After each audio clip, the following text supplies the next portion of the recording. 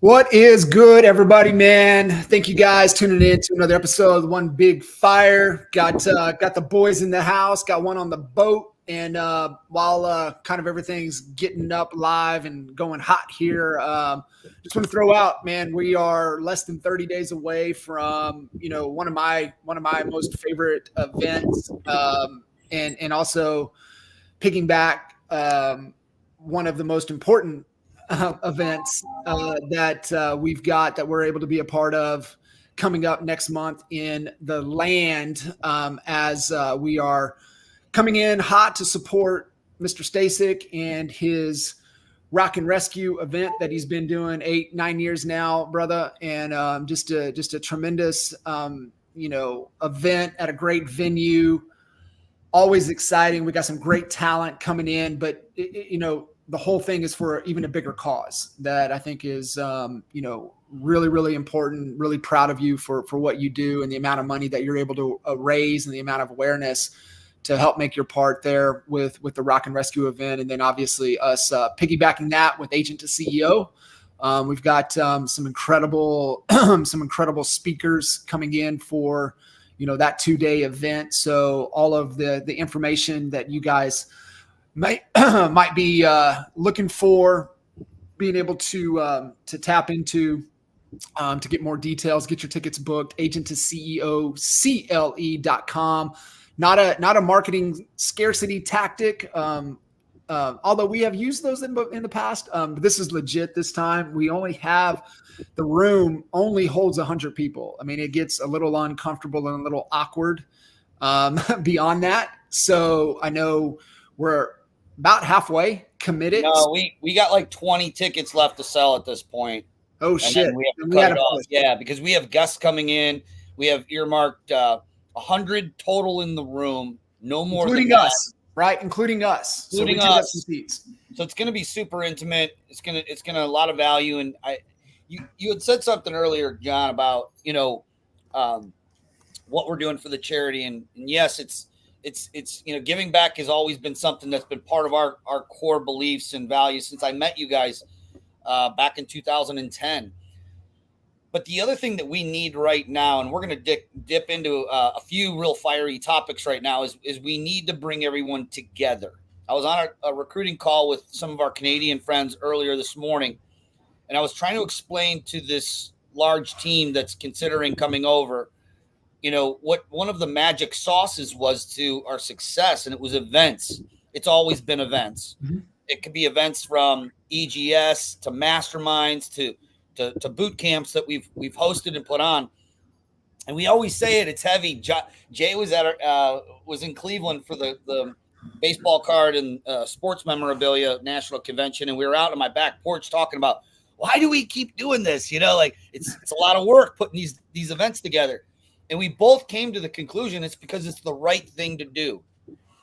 And why is it the right thing to do? Because we need to bring us together right now more than ever. We're seeing sides separated right here about how to offer a co-bro commission. Should you do it? Should you not do it? Everyone has their opinions. And it's also, it's starting to divide us. Mm-hmm. And so come to Agent to CEO. You're going to find your tribe there. If you're someone that loves to grow, if you have a desire to scale your business, make a big impact in your community and on other agents that you get to a point in your career where now it's trying to start giving back and helping others succeed, this is the event that you need to be at. 100%. And you're so spot on. It is all about coming together and really, even with us changing the direction of this conversation that we have every week, right? Around One Big Fire. And, our fires burn, bigger and brighter when we come together, and it's a really important, and also understanding, why things are being divided. So I'm excited to jump in and, let's rock, let's dive. Let's get it. Yeah. So we got a couple of topics we're going to hit on here, and we're going to circle back and hit on each one. But the first we want, we're going to talk about Gary Keller came out and he had his what was it called? Mega Camp. So this is where a lot of the top teams in the world get together. I heard it's a great event. I've never been to it, but a lot of leaders all in one room. And Gary told them to shut up and get to work. That was his message to the group. I read that in Inman. I didn't make that up. We're also going to talk a little bit about our Michigan friends decided that they were going to make a stance and sue the MLSs and NAR for unfairing, forcing them to become members or be members to just get MLS access. So we have some opinions on that as well. And then, of course, everyone's new favorite friend or enemy, I guess, depending on how you want to look at it, Michael Ketchmark, the plaintiff's attorney in this massive settlement that's taken place over the last year, interviewed with Inman. I don't know if you guys read it. I read the whole thing, and I have some opinions that I want to share on what I read. So without further ado, let's kick it off, boys. Let's go. So, John, love your opinion on. So let's start with Mr. Keller. Obviously, he's one of the biggest leaders in our industry. He changed the industry when he grew Keller Williams, and the quote, is kind of funny. He kind of starts out by saying, I have a different opinion than most when it comes to how to move forward post settlement, and my opinion is shut up and get to work. And I read that and I thought to myself, when you look at the leaders, our leadership with Glenn and Leo Pareja and many of the other leaders that are stepping up and actually offering value to their agents, making sure that they're comfortable, making sure they feel safe, making sure they know what to say, what not to say, and how to operate. We did 4 trainings throughout the entire state of Ohio with our broker team. They hit the road. It was called the Road Show. You guys know about road shows. We've all done them. And our brokers really, they pulled up their sleeves, got in their vehicles, and drove all over the state and did multiple Q&As and trainings on how to operate. And I don't remember them once telling us to shut up. And it's a good thing they didn't, because the truth is our agents had genuine questions. They were focused.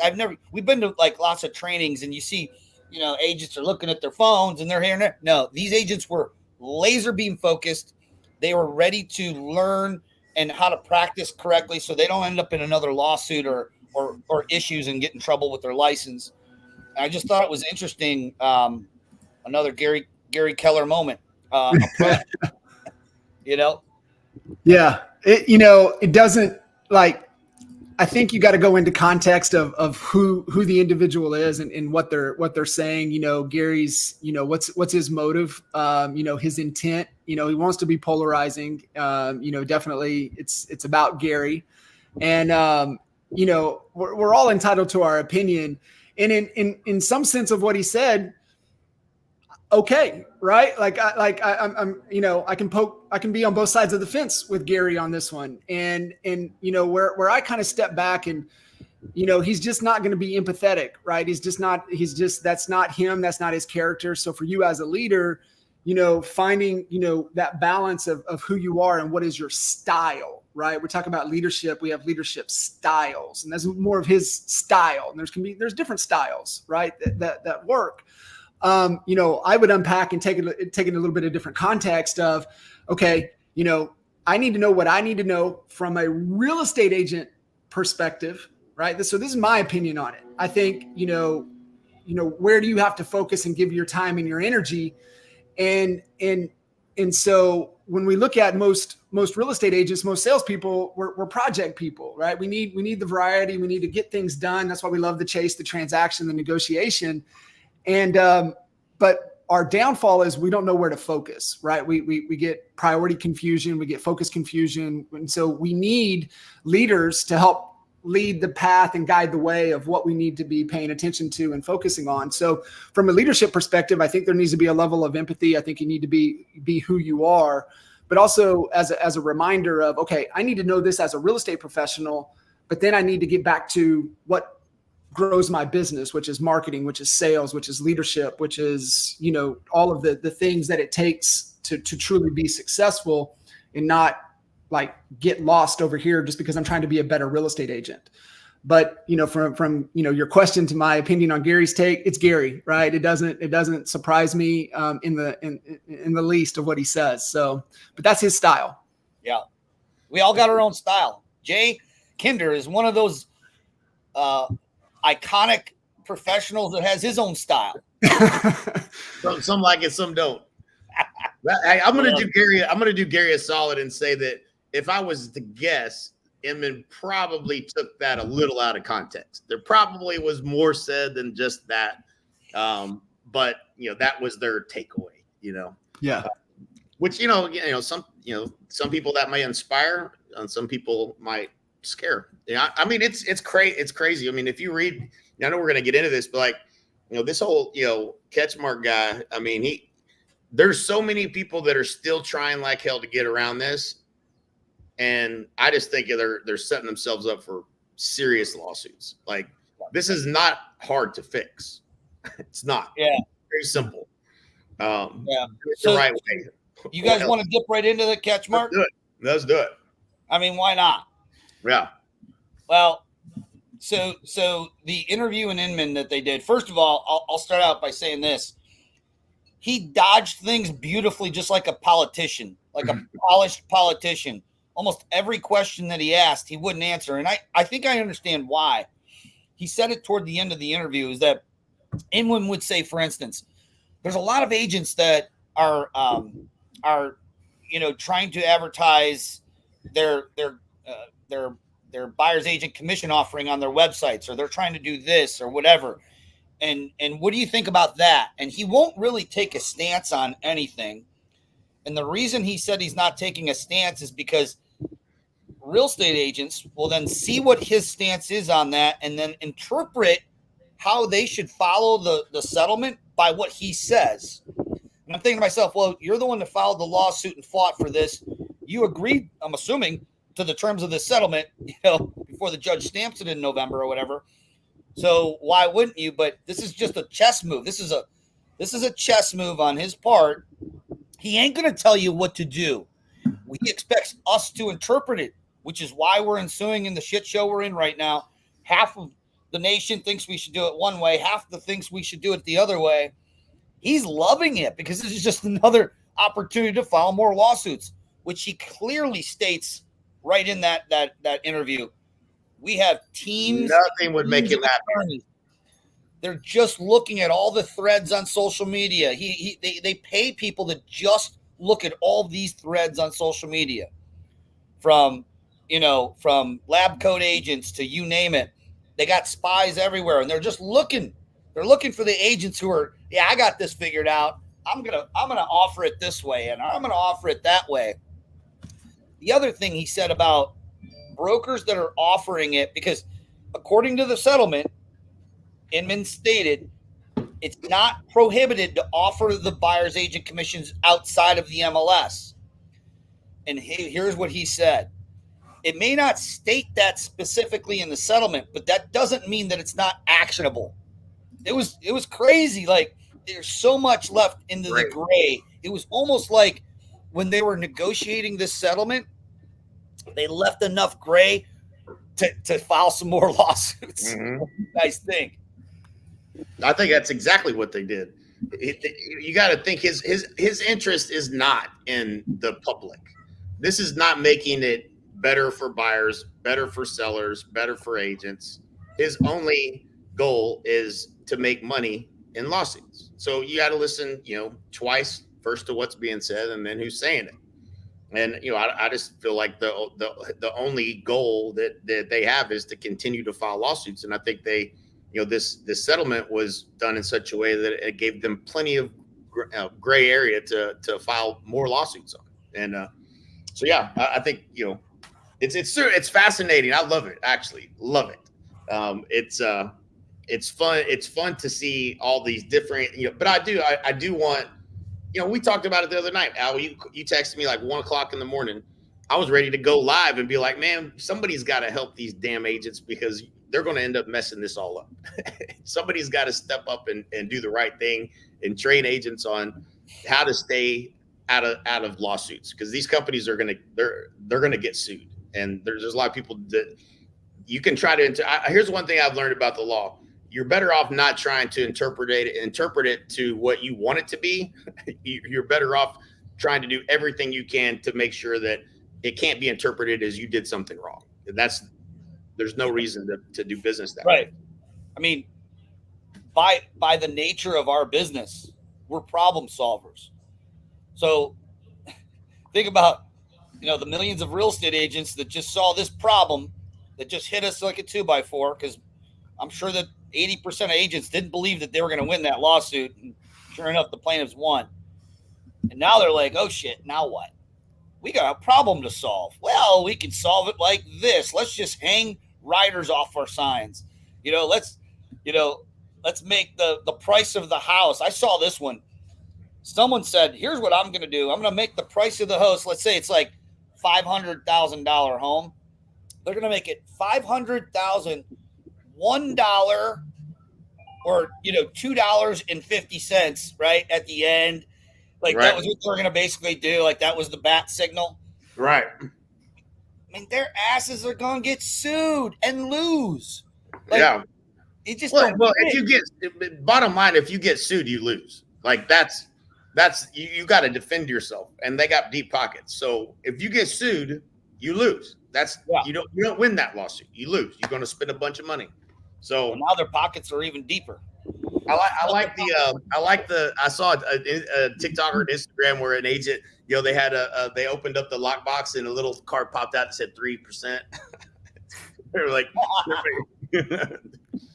yeah. So going back to the goal though, and again, you guys really have a chance, reread that article.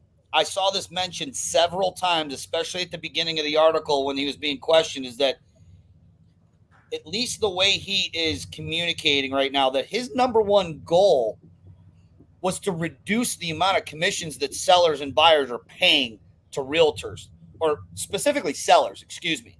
Like that's been his goal the entire time. Fleecing. He used the word fleecing. We've been fleecing. All right. So, listen, they're trying to depress our fees at the same time inflating theirs. This is not a conversation that I want to take in the direction of, well, attorneys charge 30% and blah, blah, blah. And look, the settlement was 1.8 billion or whatever it was, but you have to times it by 3. Mm-hmm. Do you know why they times it by 3? I didn't know why. Why is that? To pay the attorney. So it doesn't come out of the class actions pocket. It's to pay the law firm. So that's how they ended up with a $400 million fee or whatever they earned on that, $500 million. So who's fleecing who? That's the point. But kind of in moving forward, we can be mad all we want. Our feelings don't matter. Nope. At the end of the day, we talked about winners and losers, and winners focus on where they're going. Losers focus on where they were, and where we're going right now is something that you, John, Michael, Wally, back in 2010, 11, created the certified home buying program, CHBA, to certify agents on how to, there it is right there, on how to articulate their value and get their fee and have what you guys called it the best, have buyers running red lights to meet with you. Right. When you're looking back, Jay, that was 14 years ago that you guys wrote that. And we were talking about this. It took you 18 months to build that program. Right. Tell us, how you guys are kind of seeing this now. Is like, yeah, we've been teaching this for 14 years. Right. How to articulate your value to get a buyer's agent agreement signed at your fee and your terms. Yeah. So let me say something a little bit controversial. I will say that of the 1.4 million real estate agents that are out there, probably 1.3 million of them charge more or get paid more than what they're actually worth in value. That's actually, I think that's probably a fair statement, maybe a little aggressive, but the agents that understand and actually add value are worth far more than what they get paid. So, the whole purpose of the certification and NAEA and everything that we were doing was for the agents that are actually professionals and actually add value and actually are doing the best possible job they can for the consumer are absolutely worth, they're worth what they get paid. And I just believe that the agents that are doing business that way are going to be the ones that end up with the lion's share of the business, and the ones that don't are going to be out of business. And this goes back to Dan Kennedy's comment. I believe there'll be a Darwinian thinning of the herd in real estate. I don't believe commissions are going to go down, not by much. They will with a handful of agents that on average sell 3 homes a year. Like, we've had for as long as I've been in the business, it's been between 3 and 8 homes a year on average. I pulled it up the MLS and DFW one time, and it was like there was something like 55% of agents didn't sell a home out of 30-something thousand agents. That's they just don't have enough experience to be helping people negotiate the largest thing investment people are going to make in their lifetime. And so I on some parts of this I tend to agree that some agents aren't worth what they get paid. And others are. And I think the ones that are going to win in this environment are going to be the ones that have adopted, the positioning and understanding of how to articulate their value to the consumer and consumer. And for me, I already know. I mean, it'd be real simple. Listen, I already know I'm a better negotiator than the other agent. So it's real simple. Here's what we charge. We charge 3%. And we're going to ask for the seller to pay my compensation. And I guarantee I'll get it paid or I'll do it for free. That would be my offer in the marketplace. And I'm gonna win that every single time. I will out negotiate the other agent. Period. And so, that's at the end of the day, it's an opportunity. It's an opportunity for agents to, now you can't pretend anymore. You can't just put them in the car and hope they like you. Can't do that anymore. So your best bet is to be somewhere where you're being trained like a Navy SEAL, and we just happen to train Navy SEAls, so we're in a good position to help those people. Yeah, I wholeheartedly, man. Before you go in that, we're not suggesting that anyone charge a certain percentage amount by that comment, because that would be antitrust. But we were using this as an example, a hypothetical example. You hear that, Michael? Okay, go ahead, John. Sorry. Yeah. I mean, it goes back to kind of my point a little bit earlier in that, it's never the best real estate agent that wins. And I think, understanding, what's changed in the game and needing to know that, but then it's time to get over and focus on becoming world-class at marketing, become world-class at sales, right? Like, if you want to run a test on it, let's say, Jay, you focus on marketing for a year, Al, you focus on sales for a year. And we get 2 other people, somebody's focused on leadership, somebody's focused on negotiation. And that 5th person is focused on being a best real estate agent. Who do you think is going to have the most revenue and most profit at the end of the 12 months? It's not going to be the best real estate agent at all. They'll probably be in 5th place. Right. So you got to know enough to play the game, but you got to focus on the things. And to the point, and it's just like, we can't beat this in anybody's head enough. In the absence of value, people question price. Value unarticulated is value unappreciated. And if you don't understand your value to solve your ideal client's problem, because remember, all they want is a result. What do sellers want? Sellers want a buyer. What do buyers want? They want the home that they want on the terms that they want in the payment that they want, and don't confuse it for anything else. And it's like, okay, well, how do I articulate my value at whatever the opportunity is in the market? And that constantly changes, right? I was thinking about this the other day, because when we rode through 7, 8, 9, 10 with the short sales, there was really in our market, there was really only 2 opportunities at the time. It was new build and it was short sales. Well, think if you're a buyer's agent and you got to work buyers for short sales. How do you get compensated? How do you get how do you articulate your value? And I think that's where just real estate agents have to go is okay, who is the ideal, what's the real opportunity in today's market, which I believe is a motivated seller. First and foremost, you need to go to bed. You need to wake up thinking about it. Motivated sellers. What do they want? And what is my value to help them get what they want? And in right things, right order, man. I think it's so important for real estate agents right now because there's so much noise, so much and it's like I said, kind of lean into what Gary's saying a little bit, right? Get out of the noise, get out of the distractions, get out of the narrative and focus on the things within your control for you to be the best version of you and to grow your business. So that's my take. And that's what CHBA, that's what CHSA, that's what it's all about, right? It's identifying the real opportunity in today's market. What is your value and how do you articulate and deliver that value? Mm-hmm. By the way, go to honeybadgernation.com. If you're part of EXP Realty, you can get that membership for free. If not, you can DM us and we'll tell you how you can get a hold of those courses, and they're extremely valuable, and they changed my business and my life and my agents as well. So excellent. So you had said something that value unarticulated is value unappreciated, which kind of like moves us right into our next topic about our Michigan brokers and agents who are suing NAR right now. And I believe that this has been a long time coming. Obviously, now the window's been opened for more of this. I believe there's going to be copycat lawsuits that are going to be happening of other brokers and associations in other states, basically suing the NAR for forcing them to have a membership to be part of an MLS. Now, my MLS here, like in Northeast Ohio, and actually the whole east side of Ohio, all the way down to the south that shares MLS, or I'm sorry, MLS Now, they actually don't have to be a member because of the way that our MLSs are owned here in Ohio, but others, they have to be a member of NAR.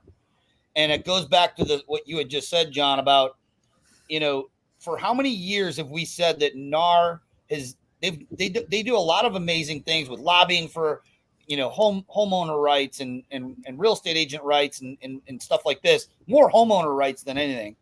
They're really not out there fighting. I don't remember them ever fighting for our commissions, as they shouldn't have to. We have to articulate our own value. The association shouldn't have to do that for us. That's what we have NAEA for, right? Showing us how to articulate the value. But NAR has failed, I believe, in a big way of articulating their value, so that agents, they should be excited to be members of that association other than just having a pass to the MLS. Beyond that, I believe that's why these lawsuits. So the question is, guys, would that be something that if it came to your hometown and you had the opportunity to jump on a class action lawsuit, would you? Well, I think, and I haven't thought enough about this, probably. It's a great question.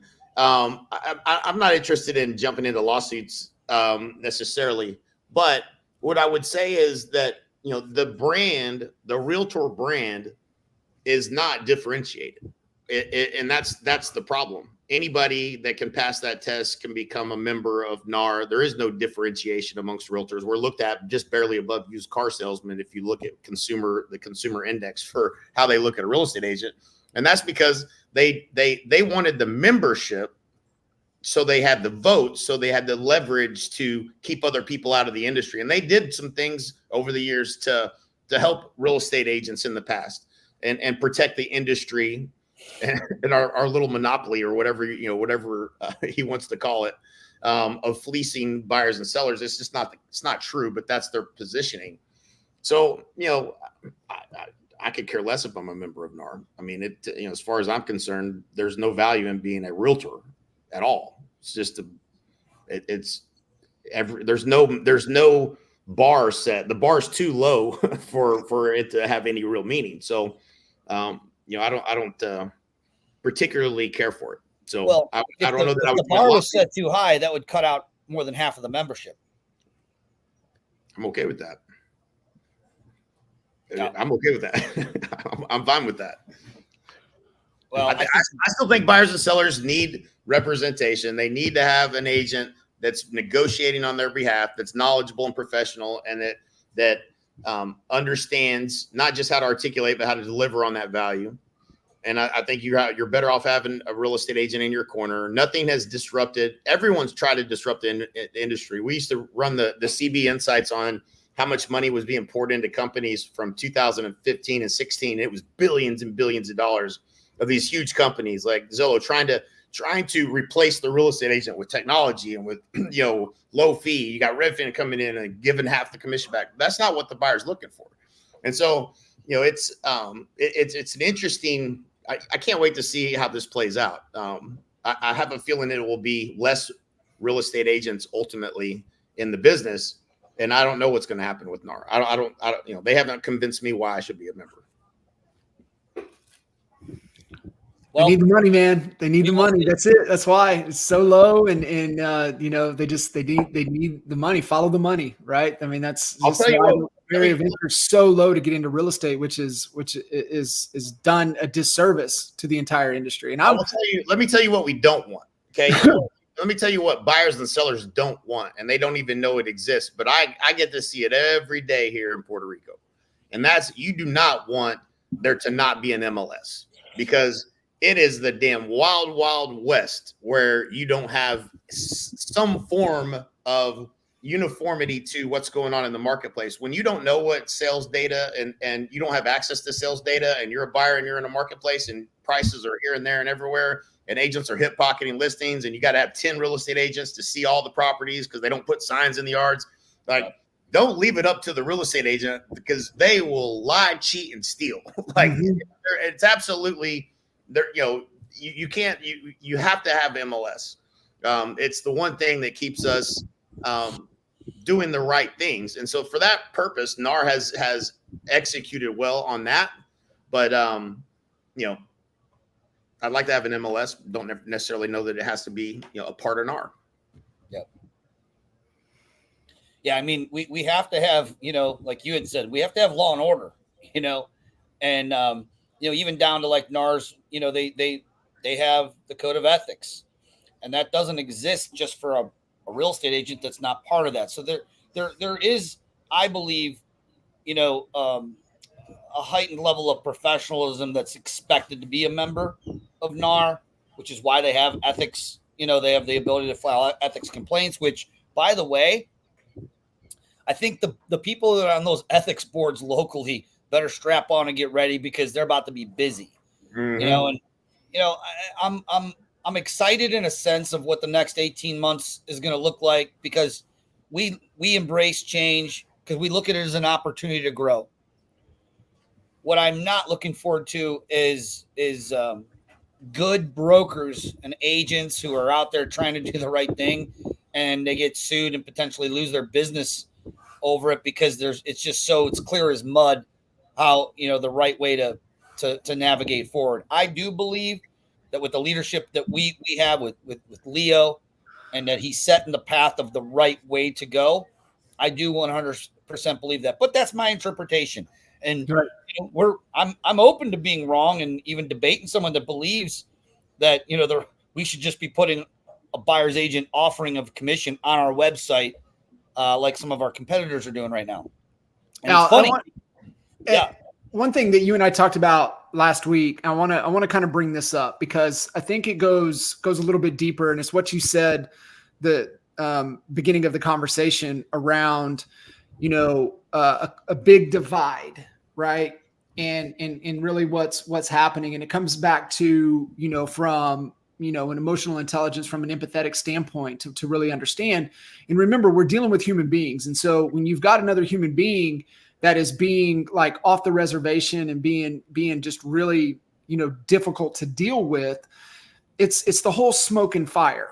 And what they're putting out is just a ton of smoke. And if you stay in the smoke, you're going to get choked out. That's what happens, right? Most people don't die from burns. They die from smoke inhalation.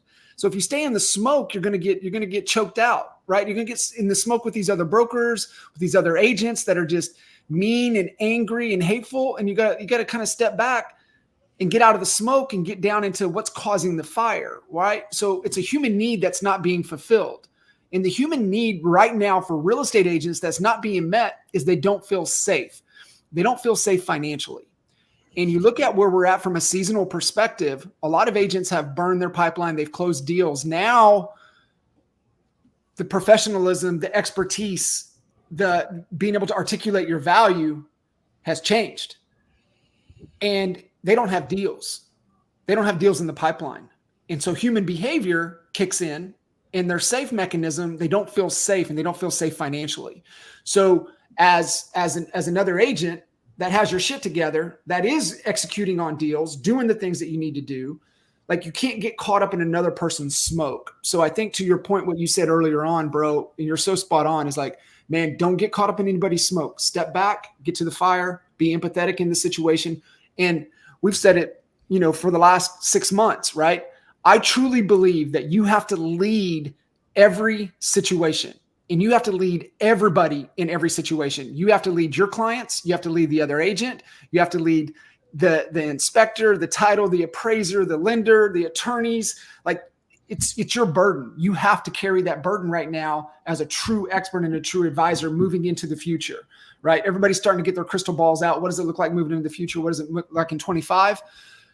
All the business dynamics, but first and foremost is that you have to take on the responsibility that you have to lead every interaction, every transaction, everything through.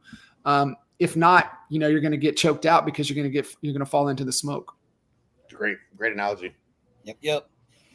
Well, this is a fiery show. No pun intended. It is the One Big Fire podcast, and we are committed to bringing the most up to date content. Of course, you're going to hear our opinions. We're always open to being wrong and challenged in the way we're thinking.